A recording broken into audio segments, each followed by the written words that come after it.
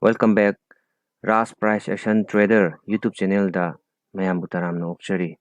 Aigi ming Rajeshwar, aigi leifamna thawal thokam. Experience hairagadi 5-year experience. Okay. Ngasigi aina mayam gidamakta aina porakliba topic sidi invest in stock market haibane. Kamdown invest over ko kuigi stock market stay invest over sigi matang stay da topic mo porakli pujarakli ko. Stay da ahanba matamda ahanba aina sigi topic sigi ahanba point da kai hai taragadi kai tawdagi hai taragadi karamba miyoisingna aikoina invest tawgadage ko karamba miyoisingna invest tawgadage hai matamda thabak chathokpa nungtigi sanaba style da ngamjadaba aduguma miyoisingna invest tawba yai invest habasidi aikoina atopa lambi mayam laigare invest da makal po mayam laigare adaida aina panjarakadabadi stock market ta kamaina invest tawgadage habadune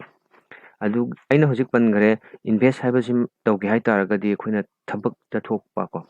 koigi sanaba nungti sanaba ngamjadaba kanguna tawba yai mainly moina tawgadaba thabakni aduga nungtigi sanaba ngamba kanguna su aina matam kharagi laisalaga thamjage aigi extra money na ko aigi invest tawnabagidamukta aina invest tawba yai ko ai taragadi invest tawba stock market invest tawba sigi tawba stock market invest tawba sigi magi advantage kaino hai taragadi aina masida invest tawba matamda aina aigi target hai tare ko aina aigi phanggadoriba paisa to aina khangaga leijaganeba ai kayamuk phangba yabagi changda lei ai kayamuk abdi kai hai tare invest tawba habji maktabu aikoina mingonda sen sandokpa matamda koigi piraktaba koigi yauribaneba adu aina puthokpa nasade aina hainingise kaino hai taragadi stock market ta invest tawba matamda mingonda koigi yamna anemba risk macha amadi lei adugi risk to madu aikoina khangjagadabneba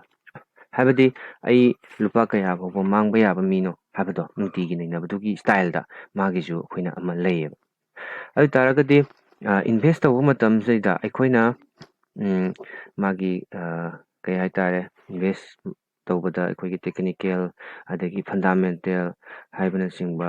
mayam am laigare technical haisna kaino hai taragadi aikoina chart puthoga chart se puthoga aikoigi nainabasibuna technical kawe si chart se si puthoakanda nainabasibuna aikoina technical kaure ko fundamental haisina ngasagi aikoina invest tawgadoriba company se ko company mayam laigare haiba company singse sida aikoina study tawrakanda magi news sing parakanda company dugi growth lairibra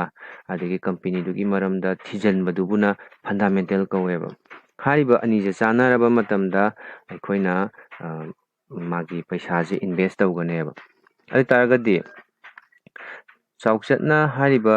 anido fajaraba matungda aikoina invest taw taragadi kanaganeba aikoina bank ta example amatang bijarabada magi aikoina bank ta aina invest taw taragadi aigi paisa di mangoeba aigi paisa di mangoi interest soidabi karakani aigi capital di mangoeba adu taragasu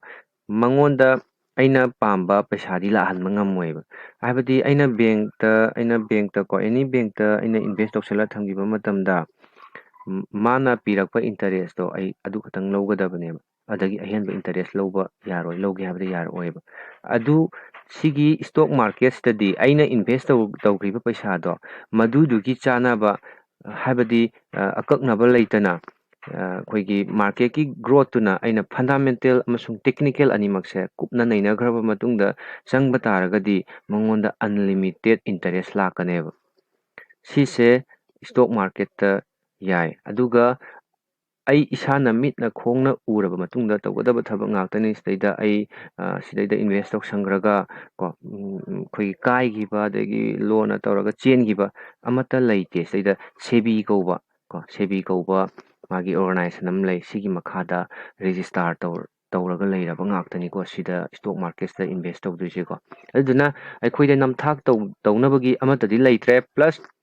ꯑꯩ ꯏꯁꯥꯅ ꯅꯩꯅꯖꯔꯀꯥꯟꯗ ꯏꯁꯥꯅ ꯏꯁꯥ ꯕꯣꯁ ꯑꯣꯏꯔꯒ ꯍꯥꯏꯕꯗꯤ ꯃꯤ ꯃꯈꯥꯗ ꯂꯩꯗꯧ ꯅꯠꯇ꯭ꯔꯦ ꯑꯩꯅ ꯂꯧꯊꯣꯛꯅꯤꯡꯕ ꯃꯇꯝꯗ ꯂꯧꯊꯣꯛꯄ ꯌꯥꯒꯅꯤ ꯑꯩꯅ ꯉꯥꯏꯅꯤꯡꯉꯤꯕ ꯃꯇꯝꯗ ꯑꯩ ꯉꯥꯏꯕ ꯌꯥꯒꯅꯦꯕ ꯑꯩꯅ ꯉꯁꯤꯗꯤ ꯐꯖꯔꯔꯣꯏ ꯆꯥꯝꯃ ꯃꯥꯡꯉꯤꯉꯩꯁꯤꯗ ꯆꯅꯤ ꯃꯥꯡꯉꯤꯉꯩꯁꯤꯗ ꯂꯤꯁꯤꯡ ꯃꯥꯡꯉꯤꯉꯩꯁꯤꯗ ꯑꯩ ꯂꯧꯊꯣꯛꯍꯧꯔꯒꯦ ꯑꯩꯒꯤ ꯑꯄꯥꯝꯕ ꯄ꯭ꯔꯥꯏꯖꯇ ꯂꯧꯊꯣꯛꯍꯧꯕ ꯌꯥꯒꯅꯦꯕ ꯈꯦꯠꯅꯕꯁꯦꯀꯣ ꯑꯣꯀꯦ ꯑꯗꯨ ꯇꯥꯔꯒꯗꯤ ꯃꯦꯟꯂꯤ ꯑꯩꯅ ꯉꯁꯤꯒꯤ ꯇꯣꯄꯤꯛꯁꯇ ꯄꯨꯔꯛꯏꯁꯦ ꯇꯦꯛꯅꯤꯀꯦꯜ ꯑꯦꯅꯥꯂꯥꯏꯁꯤꯁꯇ ꯑꯌꯥꯝꯕ ꯑꯩ ꯁ꯭ꯇꯗꯤ ꯇꯧꯖꯔꯛꯀꯦ ꯇꯦꯛꯅꯤꯀꯦꯜ ꯑꯦꯅꯥꯂꯥꯏꯁꯤꯁ ꯑꯩꯈꯣꯏꯅ ꯆꯥꯔꯠ ꯍꯥꯡꯇꯣꯛꯑꯀꯥꯟꯗ ꯅꯩꯅꯕꯁꯤꯕꯨ ꯇꯦꯛꯅꯤꯀꯦꯜ ꯑꯦꯅꯥꯂꯥꯏꯁꯤꯁꯅꯦꯅ ꯀꯧꯈ꯭ꯔꯦ ꯑꯩꯈꯣꯏꯅ ꯗꯤꯐ꯭ꯔꯦꯟ ꯇꯥꯏꯝ ꯐ꯭ꯔꯦꯝ ꯑꯩꯈꯣꯏꯒꯤ ꯏꯁꯇꯣꯛ ꯃꯥꯔꯀꯦꯠꯁꯤꯗꯀꯣ ꯑꯩꯈꯣꯏꯒꯤ ꯇꯥꯏꯝ ꯐ꯭ꯔꯦꯝ ꯃꯌꯥꯝ ꯑꯃ ꯂꯩꯈ꯭ꯔꯦ ꯇꯥꯏꯝ ꯐ꯭ꯔꯦꯝ ꯃꯌꯥꯝ ꯂꯩꯈ꯭ꯔꯦ ꯍꯥꯏꯕꯁꯦ ꯀꯔꯤꯅꯣ ꯍꯥꯏꯇꯥꯔꯒꯗꯤ ꯌꯦꯡꯁꯤꯀꯣ ꯇꯥꯏꯝ ꯐ꯭ꯔꯦꯝꯁꯦ ꯑꯩꯈꯣꯏꯅ ꯄꯤꯛꯑꯕꯗ 1 ꯃꯤꯅꯤꯠ ꯀꯣ 1 ꯃꯤꯅꯠꯇꯒꯤꯅ ꯀꯌꯥꯐꯥꯎ ꯂꯩꯒꯦ ꯍꯥꯏꯕ ꯃꯇꯝꯗ 1 ꯃꯟꯊ ꯐꯛ ꯂꯩ 1 ꯃꯟꯊ ꯐꯛ ꯂꯩꯔꯦ ꯍꯥꯏꯇꯥꯔꯗꯤ 1 ꯃꯤꯅꯤꯠꯇꯒꯤ 1 ꯃꯟꯊ ꯐꯛ ꯂꯩꯔꯦ ꯃꯥꯒꯤ ꯇꯥꯏꯝ ꯐ꯭ꯔꯦꯝꯁꯦ ꯁꯤꯗꯩꯁꯤꯗꯩꯗ ꯑꯩꯅ ꯍꯥꯏꯅꯤꯡꯕꯗꯤ ꯀꯩꯅꯣ ꯍꯥꯏꯕ ꯃꯇꯝꯗ ꯑꯩꯈꯣꯏꯅ 1 ꯃꯟꯊ ꯀꯣ ꯑꯩꯈꯣꯏꯅ 1 ꯃꯟꯊꯇ ꯇ꯭ꯔꯦꯠ ꯇꯧꯔꯒꯗꯤ 1 ꯃꯟꯊꯁꯤꯗꯩꯗ ꯇ꯭ꯔꯦꯠ ꯇꯧꯔꯒꯗꯤ ꯑꯩꯈꯣꯏ ꯀꯩꯗꯧꯒꯅꯤ ꯀꯣ 1M ꯊꯥꯔꯒꯦ 1 ꯃꯟꯊꯁꯤꯗꯩꯗ ꯑꯩꯈꯣꯏꯅ ꯇ꯭ꯔꯦꯠ ꯇꯧꯔꯒꯗꯤ ꯀꯩꯗꯧꯅꯤ ꯃꯇꯝ ꯈꯔ ꯀꯨꯏꯅ ꯆꯪꯒꯅꯤ ꯃꯥꯒꯤ ꯇ꯭ꯔꯦꯠꯇꯣ ꯑꯩꯒꯤ ꯇꯥꯔꯒꯦꯠ ꯂꯧꯐꯝ ꯑꯩꯒꯤ ꯃꯥꯔꯀꯦꯠ ꯀꯥꯔꯛꯄ ꯃꯇꯝ ꯀꯨꯏꯅ ꯆꯪꯒꯅꯤ ꯑꯗꯨꯒ ꯃꯥꯒꯤ ꯄ꯭ꯔꯣꯐꯤꯠꯀꯤ ꯆꯥꯎꯕꯒꯤ ꯆꯥꯡꯅ 1 ꯃꯟꯊꯀꯤ ꯑꯦꯅꯥꯂꯥꯏꯁꯤꯁ ꯇꯧꯔꯒ ꯆꯪꯈꯤꯕꯗꯨꯅ ꯈꯔ ꯆꯥꯎꯅ ꯐꯪꯒꯅꯤ ꯑꯃꯨꯛ 1 ꯋꯤꯛ ꯆꯌꯣꯜ ꯑꯃꯒꯤ ꯑꯦꯅꯥꯂꯥꯏꯁꯤꯁ ꯇꯧꯔꯒꯅ ꯁꯤꯅ ꯃꯦꯗꯤꯌꯝ ꯀꯣ 1 ꯃꯟꯊꯁꯤꯅ ꯂꯣꯡ ꯇꯥꯝ ꯁꯤꯅ ꯂꯣꯡ ꯇꯥꯝ ꯍꯦꯟꯅ ꯂꯣꯡ ꯇꯥꯝ ꯑꯣꯏꯕ ꯌꯥꯔꯅꯤꯀꯣ 1 ꯋꯤꯛꯁꯤꯅ ꯃꯥꯒꯤ ꯃꯤꯠꯅꯦꯕ ꯃꯦꯗꯤꯌꯝꯅꯦꯕꯀꯣ ꯃꯥꯒꯤ ꯆꯥꯡ ꯁꯥꯡꯕꯒꯤ ꯆꯥꯡ ꯍꯥꯏꯇꯥꯔꯦꯀꯣ ꯏꯟꯚꯦꯁ ꯇꯧꯕꯒꯤ ꯊꯝꯕꯒꯤ ꯃꯇꯝꯁꯦ ꯃꯦꯗꯤꯌꯝ ꯑꯣꯏꯕ ꯆꯥꯡꯗ ꯌꯥꯒꯅꯤ ꯑꯗꯨꯒ 1 ꯗꯦ 1 ꯗꯦꯁꯤꯅ ꯀꯩꯒꯤꯅꯣ ꯍꯥꯏꯇꯥꯔꯒꯗꯤ ꯈꯔ ꯊꯨꯕ ꯏꯟꯚꯦꯁ ꯇꯧꯕꯗꯣ ꯈꯔ ꯊꯨꯕ ꯃꯥꯒꯤ ꯃꯇꯝꯗ ꯑꯩꯈꯣꯏꯅ ꯂꯧꯊꯣꯛꯄ ꯅꯠꯇ꯭ꯔꯒꯅ ꯇ꯭ꯔꯦꯠꯇꯣ ꯁꯥꯟꯅꯕꯒꯤ ꯁ꯭ꯇꯥꯏꯜ ꯌꯥꯔꯛꯀꯅꯦꯕꯀꯣ ꯁꯤꯅ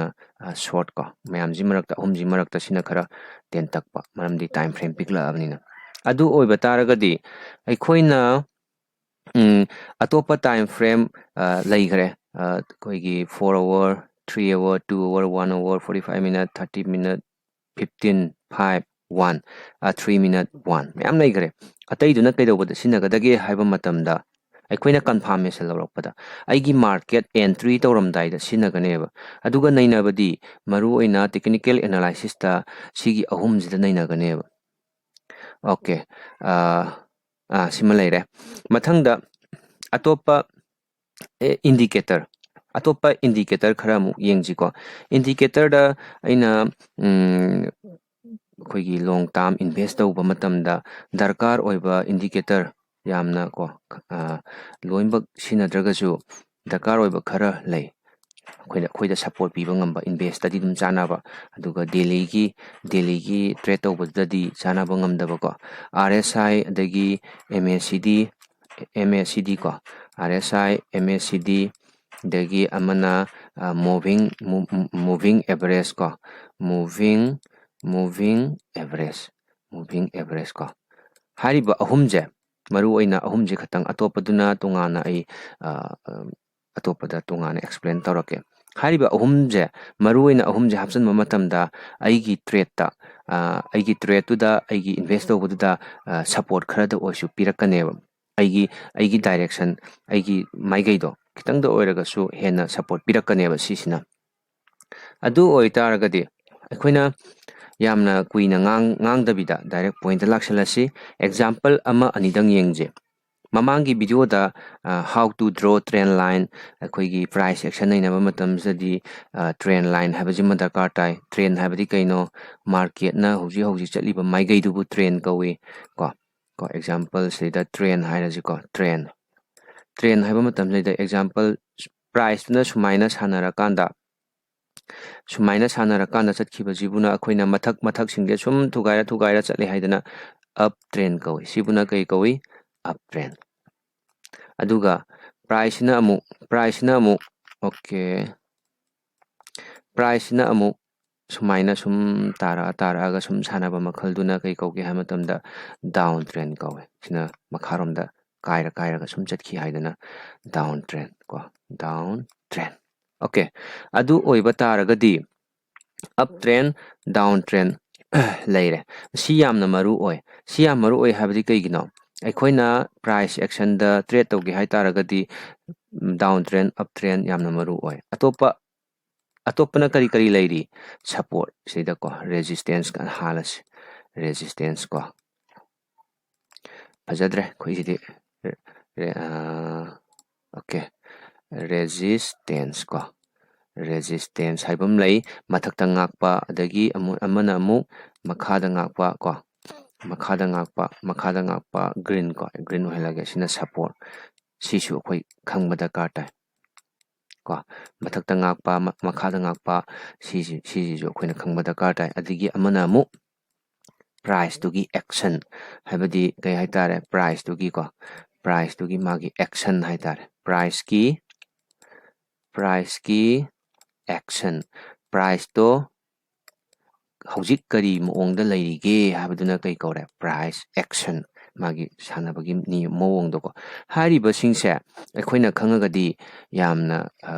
kanagani aikoina nainaba matamda technical nainaba matamda yamna kanagani trend line ne support resistance ne price ki action hojik hojik toriba price to ki action do madu jingdo nainaba matamda yam kanagani ko okay moving average tagi hana no khalasi number 1 moving average na kari hairi moving average na kari hairi hamtamda price tu na chatliba price tu gi chatliba adugi magi average puthokpaneba haibadi nangna 1 day gi chart hangtogana 1 day gi candle masing nangna piriba magi parameter ko candle masing dugi adudaida average holaga la ma yek pirakpa madubuneba moving average haise ko moving average okay silaigare moving average yengji ko sise ITC ki chart ko ITC ki chart ni seida ai daily amtang on thoke daily on thokanda simtang lok thoke daily on thokanda ai moving average hapsan jeba kadai wai dagi ai moving average logadagi haiba matamda sidaida indicator haibam leiri sigi jaga sida khoi moving average ama thara seba ko MOVING okay moving average hairaga thokle sida hariba sigi moving average hai sida akhoi ki icham chamba moving average haibanga moving average exponential haibanga ani lei sida aikoina maru oina sigi moving average si khatangda dum nammani hauji akhoi khangre red sina 200 ni blue sina 100 ni black sina 20 ni aitadi kaino 200 haibagi meaning di candle chani na semakpa moving average tubu price tu ki closing price tu ki average tu holaga lai oina hapirakpaneba blue line sina kaino 100 candle se masijigi average closing price singdugi average ama hotlakanda lai oina onthokpirakpaneba adagi sigi back line sina kaino hai taragadi magi aina 20 khangrabanina candle kunjigi magi closing price singdo adugi average holaga pirakpa lai neba ai taragadi akoina mayek sengna khange akoina 200 moving average se adum invest toba kanguna adum hapnai aiju dum recommend tawi ko sigi 200 moving average se sigi makhada price na red line gi makhada price na sanaragadi selling leiri habaneba adagi red line gi mathakta sanaragana buying lei habaneba sida yengji ko market se red line gi mathakta adum sanai swai ji dum sanai siju sanai ko adum sanai market se dum sanai sida khara lit ke khot ke khara tawramme swai jaga se lit ke tawramme swai jaga se lit ke tawramme ngamdabadagi kaidawre mathakta phukatlaga chakre ngamdabadagi phukatlaga chakre okay si malere next ta kari akoina atopa ama kari yengba yai henna mapangan kalibra mapangan solibra haibado karina utke haiba matamda red line je khwaidigi chawbaduneba khwaidigi masing yamba 200 tuneba adagi blue line je 200 sigi mathakta layeba meaning di kai haino hojik se uptrend sengi habaneba habadi kaino market se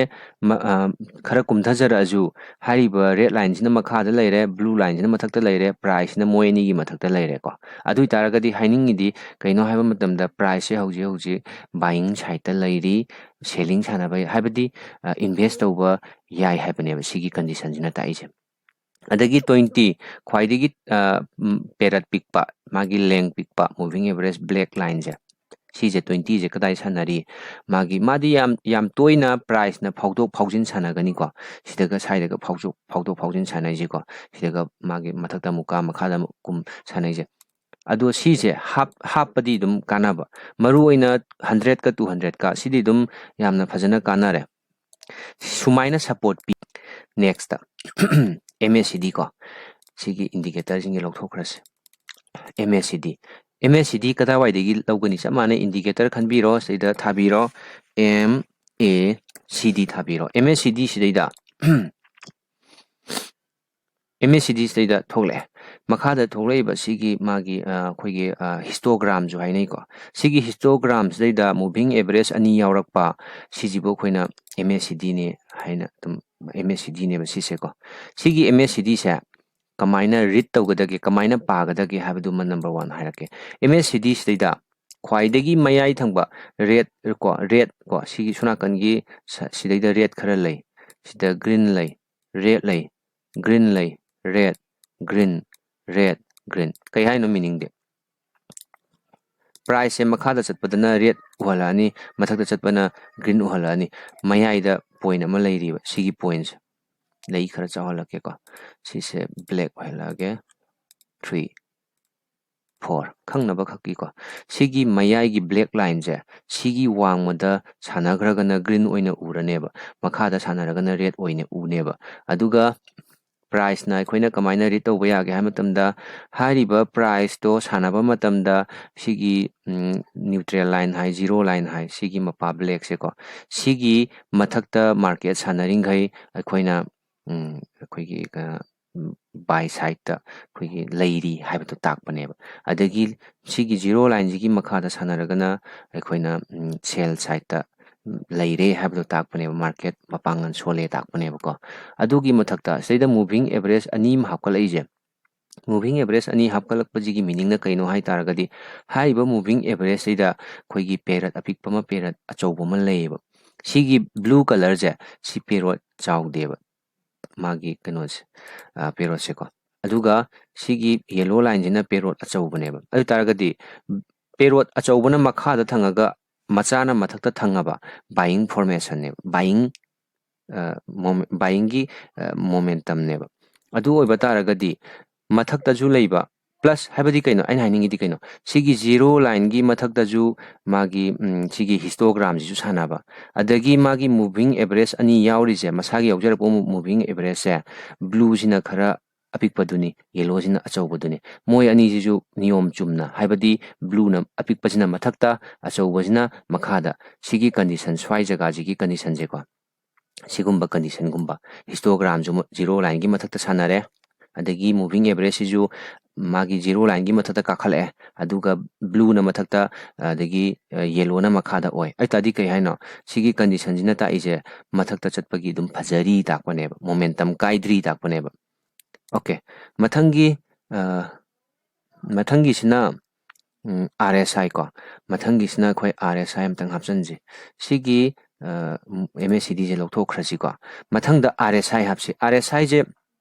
kamaina hapkadagi chamanai ko indicator changbiro seida RSI ko relative strength index habani aitadi RSI sida sange saklaire koi RSI hapkhre RSI hapa matamda ngasai gi dumaina sumaina urane magidi only C line je khatang leigani seida kamdauna maje read tawgani hai taragadi sigi seida khoigi 50 line ama lei seida 50 line si mayai je 50 line ni sigi line jina 70 line ni sigi line jina 30 line haining idi kaino seida akoina uba phangi je kaino hai taragadi khoigi line chart manba ma uiba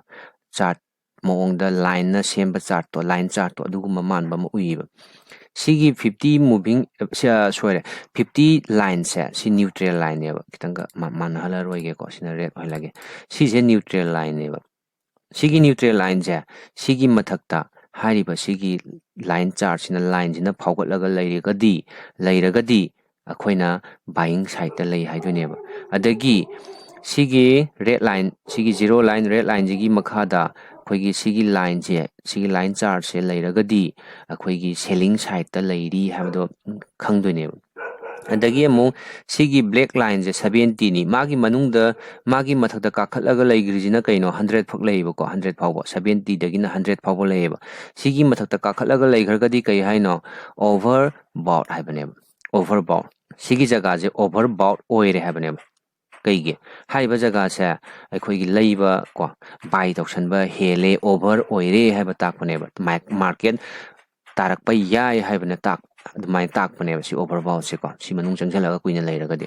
adagi hariba sigi black line jigi makha thangma sarukta 30 gi makha da ko hujiki duga manana sigi makha da changjala isna karigino haiba matamda over sale haibane akoigi selling heman khare over oimalle market karak pa yabagi chances ta lei haibane adunna ne state over oira matungda market karaise market kare aduga sida overbought na kaidawe sigi overbought sida kaidawe market to sida umdharais ko adu taragadi example amada akhoi study tawse analysis tawse ITC da dum tawrasi ko lokthwe aduga ITC se akhoi yengas firstly 1 month hana chart se puthoga thambiro ihan hanbada 1 month chart se puthoga thambiro okay se si se ai hojik ITC ki chart ne 1 month ko candle amamamna tha amane laurise 2000 kya dagi hora I 1994 sidagi horapa ma company ne swaidagi laga sidagi grow laga khara haidaruraga ko 2020 di market khudimak loinama crash tawi maramdi ko covid matamgi adui matamdu da haidarura matungda hojik setama tamna la ine mamang da haidagi ba timing tuiji price maya da di yaudri adu oiba taragadi monthly da akoina nainaba ngasai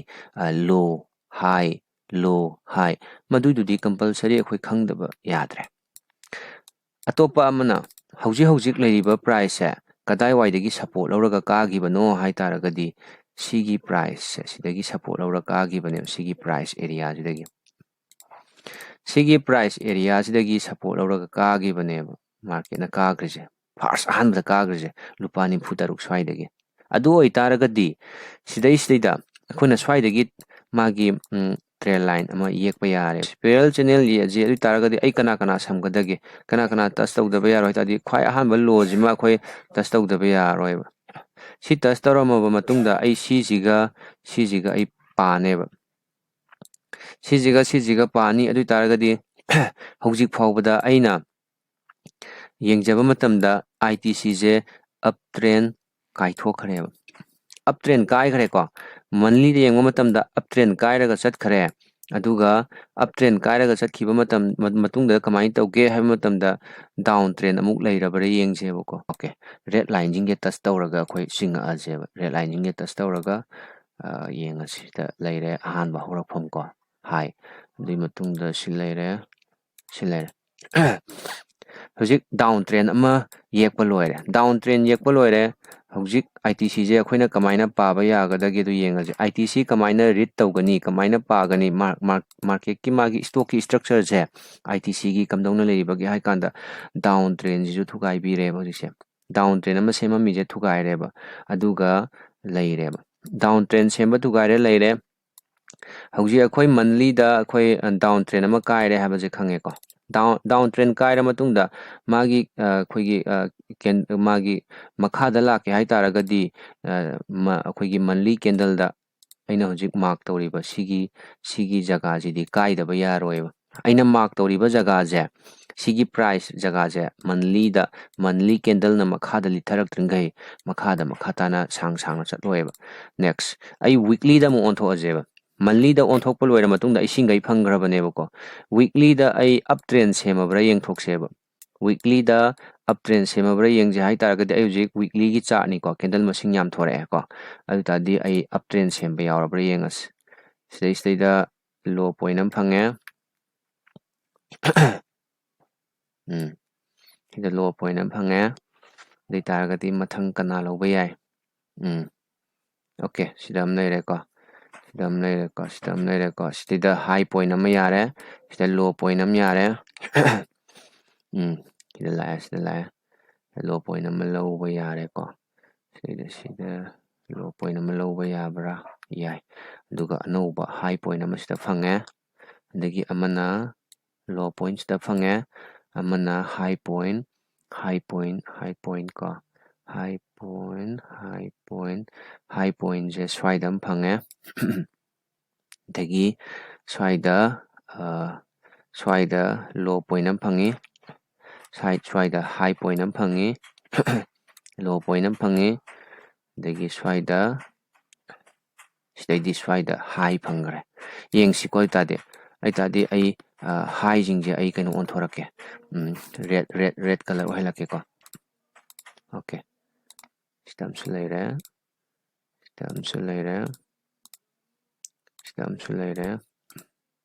sidam leire high jingje ai high point ngaktane red oi jingje ko black sina low point ohela jeba adi taragadi sidaida ai uptrend leibado kamaina uge do yengji ko uptrend leiba utpre yengji uptrend utte uptrend yam clearly utte ko monthly dang tang yengge ko monthly da yengamdradi kokse ngawrake tawe sida ama leire amata semdri tadi weekly da dum tare weekly da mayek sengna utta taragasu magi yes sigi low point ja sidagi horasi aduga hariba sigi jaga sigi silaire soire low point touch tawre aduga si touch tawre okay sidaida magi weekly da uptrend ma sembadu ure khara lauthoksi weekly da uptrend ma sembadu oire ure ko adu taragadi hojik market se ITC je buying yaba condition hawra apane monthly ga weekly ga ani je sida nainaraba matungda daily da confirmation piraga akhoi ITC da kanagum interested leiba kanguna sida invest khara tawba yaganeba ko kaigumba nifty na amuka buying formation laaba alitadi ITC je move yamna chatkadaba stock oire daily da mu onthoga mu yenge daily da onthokpa matamda akhoi kari uba phange ha matamda daily da onthobagadi any pattern magi masak amata utte okay ITC sida akhoi si hape adu matungda atopa indicator akhoi ngasai pamba indicator ko ahambada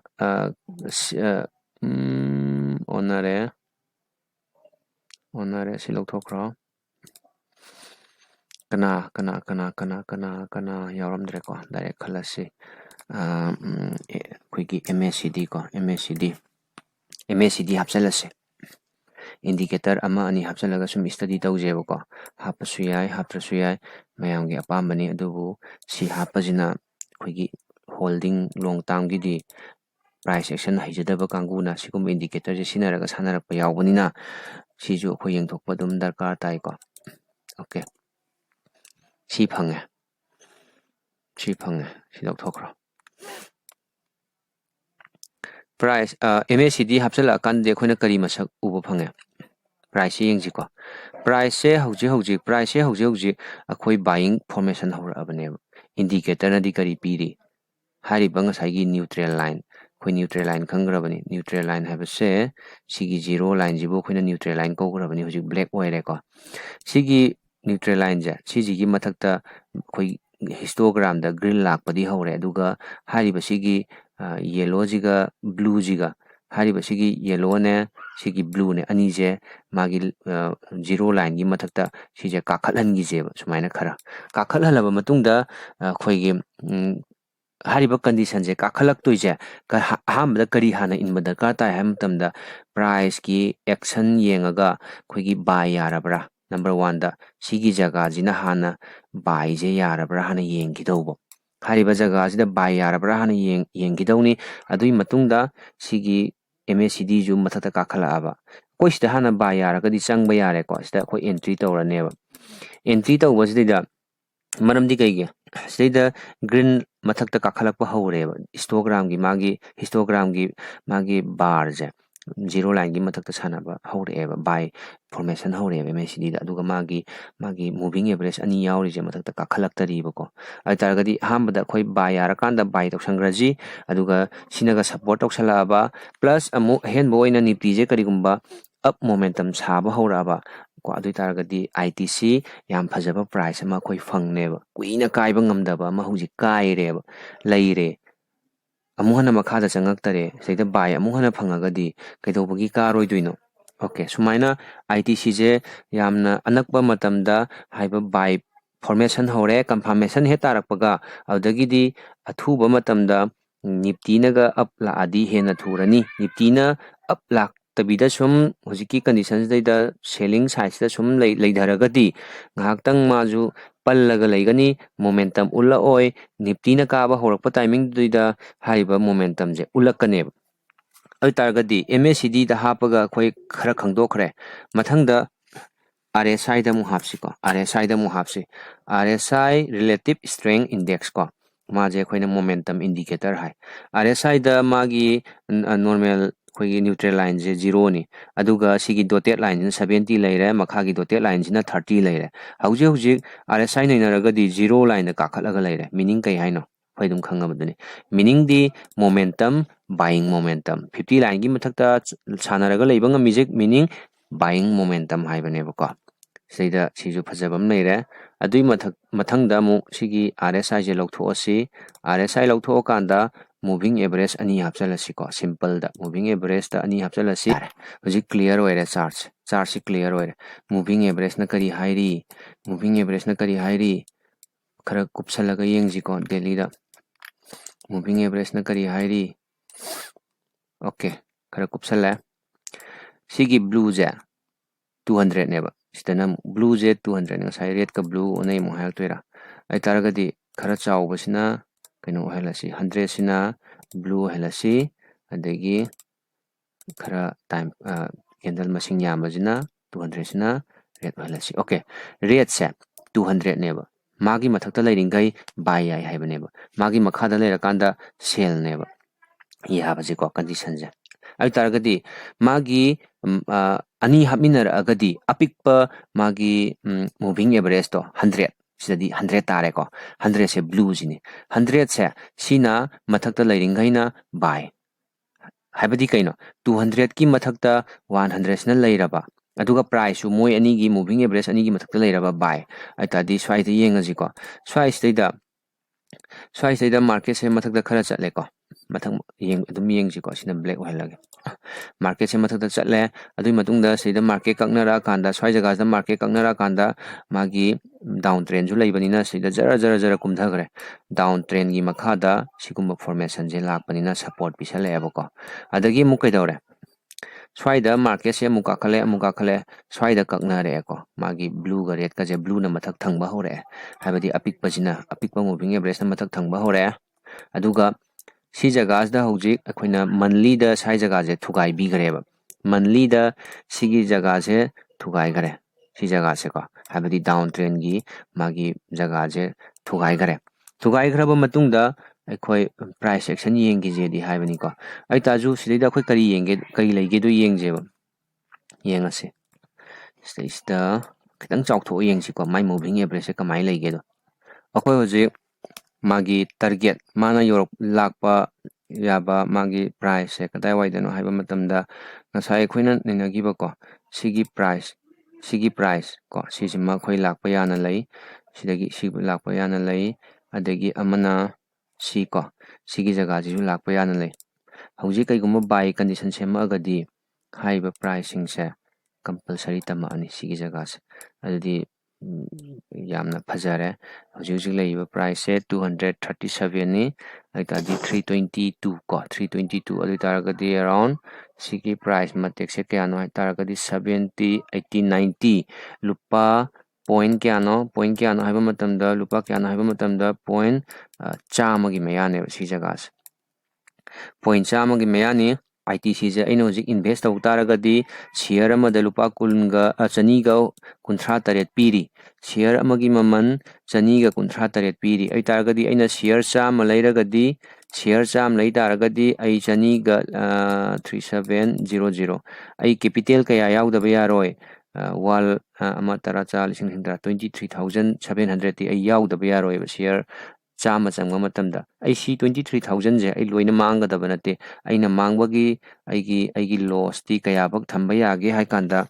aigi loss ti kaya bak thamba yage hai kanda aina ngamjaba chang adubaktang thamaga to asu yai lupa 1000 dagi hauraga ai 1000 mangba ngamba mini sidagina ai 2000 bak mangba ngamba mini hai taragadi adubaktang mangbada ai lokthokpa yaeba 23 je darkar oi haibneba 23700 se ai changba matamda darkar oi haibneba share kaya changbada share 237 into 100 share leirappa matamda aditadi 1000 share legi hai taragadi aingonda capital kya leiba darkar tare adum holaga khangngame ko 2 lakhs 37000 si darkar tae aina si jaka je leiba matamda ai 2 lakhs 37000 darkar tae aduda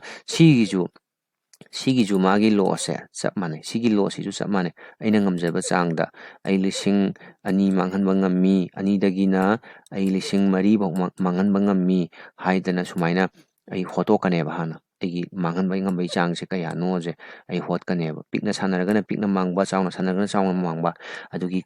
strategy adugi akhoi kharadi ngakpa tare ko aina hainingidi hariba jaga je fajaba analysis nang akhoi isa isana any jaga amdagi isana bu oiro mina bu oiro fajana analysis tawba loira matungda changagadi aingonda aigi risk to nemani aigi profit wangani hojik mana sigi price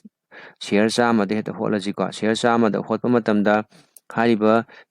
lising kunga humdoiga lupa chatre se sidi akhoi capital yaudaba yaroi si yaudaba mina share chama changba konaroi ko share tara changbadi yani share tara changge hai taragadi yam pikkhre ko share tara changagadi lising aniga